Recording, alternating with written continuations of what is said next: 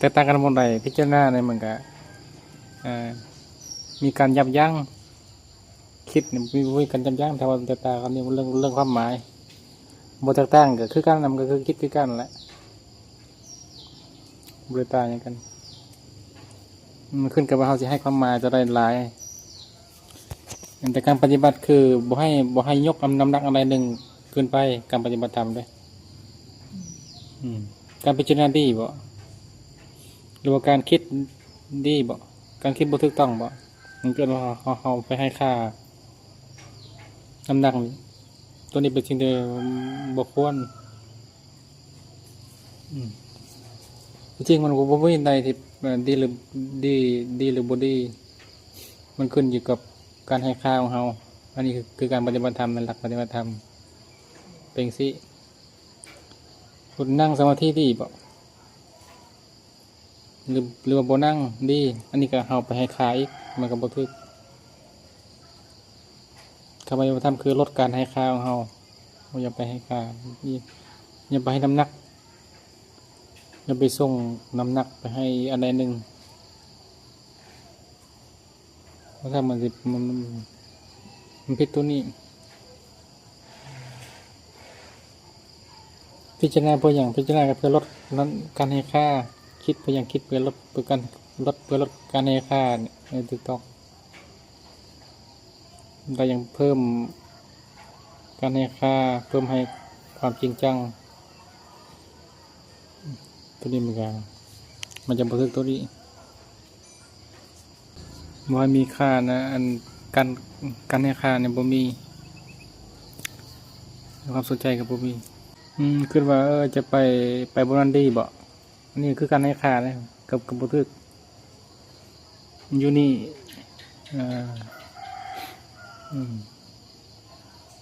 บ่ดีสินะยังก็เป็นการให้ค่ากับบันทึกอีกรวยอยู่นี่ดีกับเป็นการให้ค่ากับบันทึกส่วนเรานั่งนะส่วนเรานั่งสิมันก็มีอารมณ์ขึ้นหลายๆอย่างเกิดขึ้นในขณะที่เรานั่งเพื่อยังคือบทสันเข่าขึ้นมาแล้วความรู้สึกมันก็เริ่มอารมณ์ตามมันอีกมันอยู่ไปอารมณ์สดชื่นขึ้นมาอีกสดชื่นอยู่ไปมันนี่หิวคือว่าหิวเข่าแท้ไปอีกสดชื่นไปอีกคือความรู้สึกดัดแต่ว่าความรู้สึกอารมณ์มันก็ไปน้ำไปยังรู้สึกเบาถ้ามีความอดทนนั่งสังเกตเบิ่งเนี่ยมันจะเห็นอารมณ์ที่มันเกิดดับตลอดเวลาเห็นแบบนี้ก็ได้หมดเท่านั้นมันจะเห็นอารมณ์ที่มันเคลื่อนไหวไปมาตลอดเวลามันว่าเท้ายกทนแบบนี้ได้อารมณ์นะมันก็จะคล้ายๆกับมันตัวห้ามันก็จะถอนออกจากอารมณ์มันเองตัวห้ามันจะถอนอารมณ์ออกจากอารมณ์เองตัวนี้มันเป็นการวางแบบบ่ต้องวางคืออยู่เบื้องมันไปประเด็นคือเฮาสิทนอยู่ได้หมดล่ะการปฏิบัติธรรมคือเฮาต้องทนอยู่บ่เป็นการเปลี่ยนแปลงนะต้องทนต้องมีความทนเฮาต้องทนหลายกว่ามันฮ้อนกับฮ้อนมันปะทะกันฮ้อนมันนี่มันฮ้อนแบบกระวนกระวายแต่ฮ้อนของเฮาฮ้อนแบบมีความฮ้อนที่มันตั้งมั่นทนจะตั้งมั่นอยู่ฮ้อนที่เฮาใส่นี่คือฮ้อน ฮ้อนแบบคัดมันว่าซะเฮาก็มีตะบะคือความคัดนี่มันก็มีตะบะคือความไปความมาความดึงพยายามดึงไปดึงมาแหละที่เฮาก็มีตะบะของเฮามีไฟของเฮาเนี่ยไฟเย็นมันเนี่ยไฟร้อนมันสู้กันไฟเย็นมันจะลายกว่าหรือว่าไฟร้อนมันจะลายกว่าน้ำกับไฟอะไรจะลายกว่าซื่อน้ำลายไฟมันก็หายไปเองตั้งมันไว้ได้อารมณ์มันก็หายไปเองมันไปแล้วมาอารมณ์มันก็แต่ประเด็นคือเฮาในแต่ละมือเฮาอยู่บนนิ่งความคิดเนี่ยเป็นตัวบัง ถ้านั่งผู้เดียวนั่งว่างๆคือเอานั่งแบบนี้ในแต่ละมื้อเนี่ยเฮาเฮาเฮาเฮาจะมีความก้าวหน้าลด โอ้โดยคือนั่งแบบบ่คิดจะนะเห็นนำคือตอนเขาน้อยนั่งนี่ก็ คิด บ่ได้คิดหยัง โอ้ แต่ว่าบ่มีคนน้อยอยู่นี่ก็เขาคิดหลายเขาคิดมาปกคุมเฮา โอ้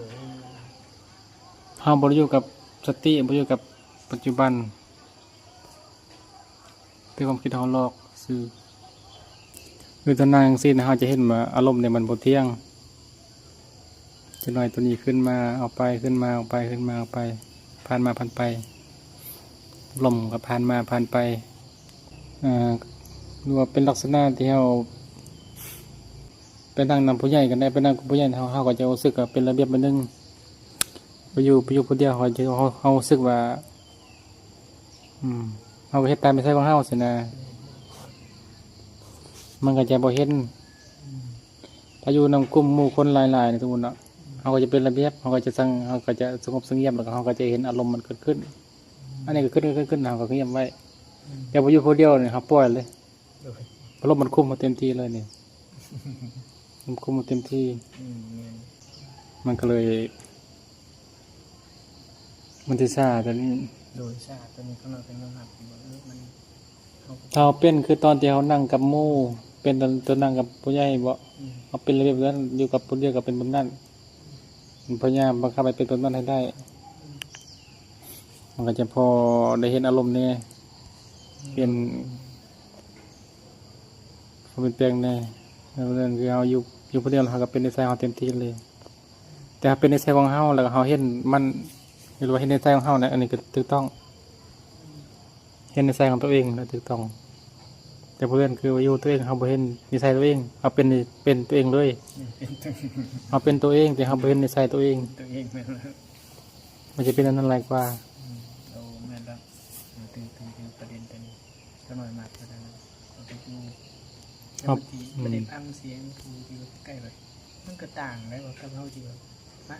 ตั้งหน้ารอ มันเขาเป็นตัวเองแสดงออกมาเลยเด้ตอนนี้อยู่ผู้เดียวเนี่ยเขาจะเข้าข้างตัวเองเต็มที่ โอ้แม่นแล้ว นั่นคืออันนั้นเป็นตัวเอง เป็นตัวเอง จะอยู่น้ำปื้นเนี่ยเขาจะเห็นตัวเอง เห็นปื้นแล้วก็เห็นตัวเอง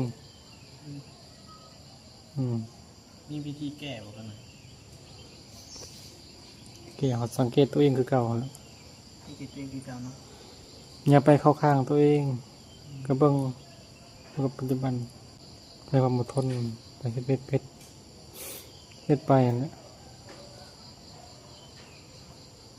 ขึ้นกับกำลังเขามีหลายเขาก็เฮ็ดหลายเขาสะสมมาหลายน้ำลายไฟมันก็ดับ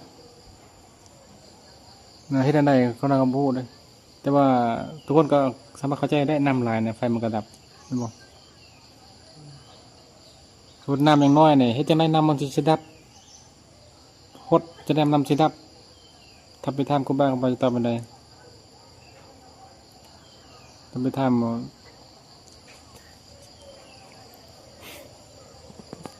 น้ำมันน้อยเฮ็ดคือเก่าแหละไอ้คือเก่าแล้วก็ฮู้มีสติไปก็ไอ้คือเก่าน่ะสะสมไปมันเป็นทางสะสมคือทางเดินสะสมเฮ็ดไปสะสมไปกำลังมันหลายมันก็ไปเองไฟมันก็ดับเองมันบ่จำเป็นต้องดับมันดับมัน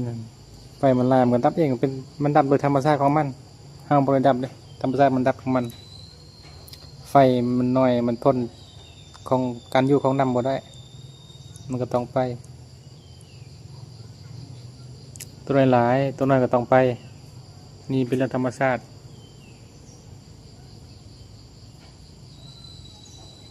ถ้าธรรมชาติเขาสะสมปัจจุบันโดโดสิธรรมชาติตัวนี้ลายมันก็จะไปทำลายนั่นเองมันบ่อยู่หรอกความคิดมันก็บ่อยู่หรอกมันลายแล้วมันน้อยมันก็อยู่ถ้ามันน้อยมันก็ดึงมันก็ดึงเข้าไปง่ายถ้ามันลายมันก็ดึงเข้าไปบ่ได้ส่วนลายก็น้อยมันก็จะอยู่โดยจิตว่างอยู่แบบบ่มีความรู้สึกนะ นายกำลังจะอยู่แบบนั้นคนนั้นมักแบบนั้นถ้าอยู่แบบมีความรู้สึกแล้วมันหนักมีความรู้สึกนี่กำลังจะอยู่เป็นอุเบกขาตลอดเวลาอยู่เป็นจิตว่างว่างจากความรู้สึกนะมันจะเป็นนั้นตลอดเวลาบ่รู้สึกทุกข์กังวลนำตัวนี้บ่เนี่ยมันก็จิตที่มีความรู้สึกแล้วมันบ่ว่างแล้วตอนใดมีความรู้สึกอารมณ์ขึ้นมามีเรื่องนั้นตรงนี้ก็มันจะเป็นความรู้สึกแล้วมันบ่ว่างแล้วจิตมันต้องว่างในความรู้สึกกันแหละนั่งนี่ก็บ่ได้รู้สึกหยังได้สินะคือรู้สึกเวลาเราอยู่กับลมนะเวลาจิตเป็นปกติสิเราก็อาจจะเคยเปลี่ยนอยู่เขาก็นั่งเขาก็แบบอยู่แบบธรรมชาตินะบ่ได้รู้สึกบ่ได้คิดหยังมันก็เป็นอย่างนี้ตลอดเวลาสมมติเราอยู่คนเดียวเราก็จะอาจจะมีความคิดหรือความรู้สึกไปนั่นมันบอกแล้วมันจะทุกข์มันจะหนักหน่อยนึงแต่เราอยู่แบบจิตว่างนี่คือเราเป็นตอนนี้นะเป็นตอนนึงจิตว่างจิตโล่งสบายมันก็จะสบายเขาเลยมักจิตว่างแบบนั้นเราก็อยู่แบบนั้นจิตที่มีอารมณ์นี่เขาเลยบ่มักมันหนักฉะนั้นก็อยู่จิตเป็นปกติจิตเป็นจิตที่มักความว่างอารมณ์นั่นแหละคือเวลาเราเบิ่งนั่งเนี่ยเบิ่งนั่งเขาจะมีความรู้สึกร่วมกับเรื่องนั่งท่านแล้วมันก็จะทุกข์แต่คนน้อยเบิ่งเนี่ยเขาจะมีความรู้สึกเรื่องอะไรเพราะว่าจิตว่างกับว่างจากความรู้สึกแหละบ่ได้ว่างแบบโล่งสว่างได้โล่งสว่างหรือว่าบ่โล่งหันเป็นเรื่องภายนอกภายในคือความรู้สึกของมันต้องว่างนี่ก็นี่แหละเกิดมาดับความทุกข์นะเกิดดับความรู้สึกของเฮาตามไปรู้สึกในเฮาบ่ทุกข์นี่ก็เลยจิตว่างจิตที่บ่มีทุกข์นะแบบนี้เอาเบิ่งนั่งเอาเบิ่งซื่อเลยเห็นบ่นี่ก็อันนี้ก็จิตว่างเลยนิ้วว่างเบิ่งนั่งเข้าไปมีความรู้สึกกับมันเนี่ยจิตบ่ว่างเอานั่งแล้วรู้สึกอันใด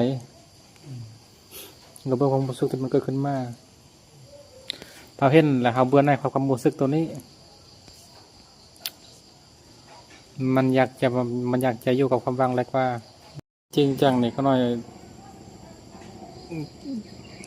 ตั้งนี่ว่าทนต่อความตายหมดเลยทนแบบเอาความตายมาเบานะนั่งเนี่ยมีอยากลุกแล้วก็จะนั่งจนตายนั่งไปมันก็สบายมันก็บ่เจ็บ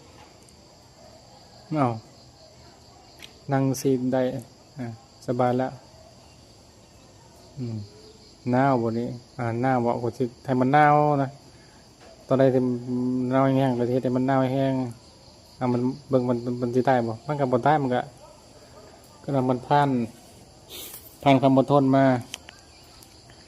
มันก็เลยทำลายความอารมณ์ได้บ่อารมณ์มันก็แตกไปมันอยู่บ่ได้อารมณ์ยานพี่บ่ออกมาว่าพี่เปียจงมาเบิ่งกูสิบีบคอเนี่ยโยมบ้านว่ามันนรกมารถบ่อยากไปนะนรกธรรมดาไปนั่งอวิจีนะอยากไปนะทีนี้นะมาเอาจังซี่เลยมาละแม่ทีนี้จะรอทุกท่านมันก็บ่มามันค่าจังไสก็จะได้มันพี่จึงมาบีบคอกินข้าวแรงก็ไปกินข้าวแรงมาละแม่พี่กินข้าวแรงมาแม่ละแม่มามันก็บ่มาสุดท้ายก็เลยเข้าใจว่าตัวเองล็อกตัวเองทิ้งไว้ล็อกตัวเองมึงนี้เป็นผู้เว้าสินะมันก็เห็นผู้เว้าพี่ตัวเองนั้นเป็นผู้เว้าสีไฟสร้างตัวเองเศร้าเวลาเอาจักแล้วกับบุษนเขาปล่อยว่างธรรมดา ขึ้นไปก็เมื่อยซื่อย่านอย่างย่านเมื่อยนอนดีกว่าใช่ไหมมันเบื่อหน่ายแล้วมันก็ปล่อยว่างอะนะบุษนมีสมุนวิญญาณพี่นะครับประยุกต์ภาษาบางเซลพี่ร่ามึงอะจนมามันเห็นแจ่มแจ้งของมันเองบ่มีตัวเองหลอกตัวเองหมายของมันก็จะเข้าใจแบบนี้ เมื่อผ่านมาได้มันก็บ่มีหยัง ก็หน่อยขึ้นไปเมื่อวานนี่ก็หน่อยอยากเสนออันนี้ไปสิแขกก็อยากเสนออันนี้นำเพราะว่าก็หน่อยเลยเป็นคนแบบหาภาษาธรรมเป็นคนดื้อเลิกนะครับดื้อเลิกก็คือแบบบางครั้งกันคือเขาบอกนะบางคนเนาะถ้าเขาบอกบ่ถึงแต่เขาสิเถียงปุ๊บแต่เขาหน่อยเป็นบุคคลถ้าเขาบอกบ่ถึงบางครั้งแบบมันเก็บเงียบมันดีกับเก็บเงียบมันอะไรกับเก็บเงียบมักเก็บเงียบแล้วรู้สึกแบบตัวทางออกตัวนี้มันคือมันเป็นสะสมนี่ มันไปสะสมมันมันดีมันเกิด มันสะสม เฉยๆบ่อยากเก็บยังมันแต่เวลามาฟังคำบอกของอาจารย์ไซเวลาขึ้นไปแต่ละครั้งเวลาเทศน์มันเฮ็ดให้ก็หน่อย ก็จะจับทางมันรู้สึกว่ามันโอเคไปหนาเลยๆนะแล้วก็หน่อยอยากเสนอว่าทาอยู่ทายังนี้ก็หน่อยสิโบขอเวลาหลายโดยอย่างเช่นเดือนหนึ่งก็หน่อยสิได้ขึ้นไปฟังธรรมะนำอาจารย์ไซแต่ก็หน่อยสิพิจารณาคำเว้าขนาดมือหนึ่งแต่อย่างเช่นว่าเดือนหนึ่งนี่ขึ้นไป7 มื้อก็ได้บ่เป็นการรบกวนหลายขึ้นไปแล้วก็นั่งอยู่ที่สมควรนะครับพึกไปนำถ้าขน่อยมีคำถามตัวใดที่มันพูดขึ้นมาขน่อยถามแต่อาจารย์ไซจะเป็นคนแก้ให้ ที่จริงก็น้อย มือก็ได้ ก็น้อยบ่ได้เป็นผู้จัดตั้งเด้อ อืม เฮาสิไปทางใดก็เรื่องของเฮาไปแล้วก็เฮาไปนั่งคนนั้นก็อยู่คนนั้นก็อยู่คนนั้นบ่ได้สนใจอยู่แล้วอยู่ไปมีแต่เฮามีไปนั่งไปปัญหาถามเฮาก็ถามกันมาแล้วก็นั่นก็เว้านำคนนั้นแต่จริงคนนั้นบ่ได้สนคนนั้นก็บ่ไปซื้อ โอ้ จริงคือคนน้อยเป็นเปรียบเหมือนเป็นธรรมชาติเป็นมนต์น้ำมันแหละเฮาเป็นผู้กินเฮาก็ต้องเลือกเฮาหิวเฮาก็ไปกินคนน้อยน้ำเนี่ยจิเล่นหาบ่ได้เด้มันเล่นหาบ่ได้มันลำเป็นธรรมชาติเด้ แสดงว่าถ้าข น้ำเนี่ยก็อยู่ซื่อๆของน้ โอ้โดยเข้าใจแล้วสตาร์ ำขึ้นกับว่าเฮา อยากสนทนาอยากปฏิบัตินี่ขึ้นไปได้แม่นบ่ขน่อย มันก็เป็นเรื่องของเฮาคนน้อยบ่ฮู้เลยได้หรือบ่ได้คนน้อยบ่ฮู้ โอ้โห ได้หรือบ่ได้คนน้อยบ่มีคำว่าตัดสิน โอ้ มันจะเฮ็ดนี่ได้บ่เฮ็ดนี่บ่ได้บ่คนน้อยบ่ฮู้เลยคือคนนิมนต์ครูบาไปโดดตึกซะคนนั้นก็บ่ฮู้เลยมันจะมาก่อตึงไปโยนไปก็โยนก็ลงคนนั้นก็ลงไปตายก็คือตายมันก็แล้วบ่ได้ตัดสินว่าเจ้าเฮ็ดบ่ถูกเฮ็ดผิดบ่ยังเจ้านิมนต์ค่อยไปลงตึกมันก็ไปตกนรกไปยังค่อยก็ตกนรกนี่บ่ได้มีดิบ่ได้มีเลย เราก็โยงคนน้อยก็เฮ็ดคนน้อยธรรมดาแล้วเฮ็ดยังก็เฮ็ดโอ้คนน้อยไปเขาจะเฮ็ดยังเขาก็ไปเฮ็ดอันนั้นก็แล้ว คือก็หน่อยมาทางนี้ถนนมันแบบลองพิษลองถืออันนี้ทาง YouTube แล้วก็ทางนี้เฮ็ดแล้วแหละมันสู่เสียงนะมุมแพ้มันถอยยึดบางทีมันคือมันบอกมันบ่แม่นนะมันก็ถอยก่อนรู้สึกมันว่าเฮ็ดไปได้หนึ่งหลวงพ่อนั่นบอกว่าบ่แม่นนี่แหละรู้สึกว่าค่าเมื่อค่าแบบมกอยู่แจเต็นอะไรมันนี่ไปบ่ไปอะไรมันสิเอาท่าได้มันสิเดินจงกรมบนพุ่นมันก็บ่ได้สำคัญยังคิดว่างคิดหยังแต่ว่าเฮ็ดไปบัดเวลามาพังธรรมะอาจารย์ไส้ผมรู้สึกว่ามันเป็นกระแสแบบสำหรับเขาหน่อยมันแปลกๆนะฟังไปแล้วมันทำลายคือว่านิวรณ์ที่มันมีเพราะว่าเฮาเสือตื้อดิมันก็คือปกไปหมดเลยเฮาก็มีจิตนิ่งไปเรื่อยๆอาจจะบ่เฮิงคิดว่านะถามว่าจิตนิ่งมันก็น่าจะเป็นที่พึ่งตัวเองได้อย่างไวอันนี้แหละลอยอยู่ขน่อยกับผู้ฮู้อ่ะบู้ด้วยซ้ำว่าตัวเองเนี่ยมาถึกทางหรือบ่นะ เพราะว่าสภาวะจิตสภาวะความคิดนี่เขายังบ่ทันแตกสารเวลาเฮานั่งตัวใดเลิกเดี๋ยวมันซับซ้อนอะไรเลยบางทีมันก็ เป็นเสียงกี่ตัวบางทีก็เป็นเสียงที่บอกกี่ตัวอันนี้เขายังบ่ตะเบิด เอามาตามมาเป็นจริงนี่ ตายเองอันนี้มันหลอกครับ เอาว่าตามเป็นจริงนี่เฮาอย่าไปคิดเลยกันแล้ว บ่ไปคิดเลยนะ บ่ฮู้ก็บ่จำเป็นต้องฮู้ บ่ต้อง คนนั้นก็บ่ได้ฮู้ตลอดเวลาเด้ โอ้โห มันมาให้ฮู้ก็เลยฮู้บ่ฮู้ก็บ่ต้องฮู้นี่คือคนน้อยมันบ่ว่าเรื่องยากเลย อืม เมื่อเฮาบ่เข้าใจก็บ่จำเป็นต้องเข้าใจมันบ่ลึกซึ้งเฮาก็บ่จำเป็นต้องลึกซึ้ง อยู่ซื่อๆบอก แต่ว่ามันก็เป็นธรรมดาของความคิดมันก็เป็นแบบนั้นสำหรับที่เฮาบ่เข้าใจมันก็เป็นธรรมดาก็บ่ได้มีหยังเลยผู้ที่เข้าใจมันก็เป็นเรื่องธรรมดาของผู้ที่เข้าใจผู้ที่บ่เข้าใจมันก็เป็นเรื่องธรรมดาของผู้ที่บ่เข้าใจหนึ่งเราก็เห็นความรู้สึกสองเราก็เห็นสิ่งที่มันกระทบเฮาแล้วกระทบเฮาแล้วเฮารู้สึกอะไรรู้สึกตัวนี้หมายถึงความผูกพันเลยอารมณ์มันแหละเสียงตัวนี้มากระทบแล้วเขามีอารมณ์แบบใดอากาศสภาวะกระทบพอมีความรู้สึกอะไรนี่เราก็เบิ่งตัวนี้เบิ่งการกระทบกันของความรู้สึกกับสิ่งที่มากระทบมันนะเสียงมาเขารู้สึกอะไรเราจะเห็นสองอย่างนี้กระทบกันตลอดเวลาแหละมันเว้าขึ้นมาเขาก็รู้สึกอะไรกับมันเขารู้สึกจริงจังบ่หรือว่าบ่จริงจังเลยนั่นนี่เราเห็นมันจะบั่นทอนความรู้สึกหมายถึงความอะไรอาวรณ์ความฮักกันนะเป็นเรื่อยๆมันก็จะบั่นทอนตัวนี้มันไปเหมือนกันสบาย แสดงว่าเขาใส่ลมปกติประคองก็ได้ได้ก็นอนเนาะมันจะเป็นตรงลมสั่นลมยาวลมแห้งแบบลมซื่อๆเท่านี้แหละเราก็เห็นดีอยู่ได้เนาะเพราะว่าตะกี้ก็หน่อยก็ยังบ่เข้าใจเนาะไปเบิ่งแต่คลิปเพิ่นตัดมาน่ะมันสั่นได้เนาะลมแห้งลมสั่นแล้วยังมันเมื่อย มันเห็ดมันสุดมันเมื่อยมันแห้งแบบไม่ถอยวิธีก็คือว่าเมื่อยเห็ดให้มันแห้งมันคอยแล้วก็เบิ่งไปนะ